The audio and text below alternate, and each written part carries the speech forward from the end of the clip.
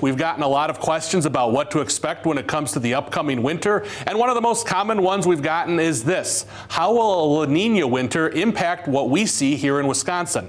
Now, you might remember that last winter was an El Nino winter, and that's the main reason we saw such a warm and dry winter last year. Now, you might be thinking that La Nina, just the opposite of El Nino, and in a way, it is. Now, if you listen to Chris Farley, you might think that El Nino is just Spanish for the Niño.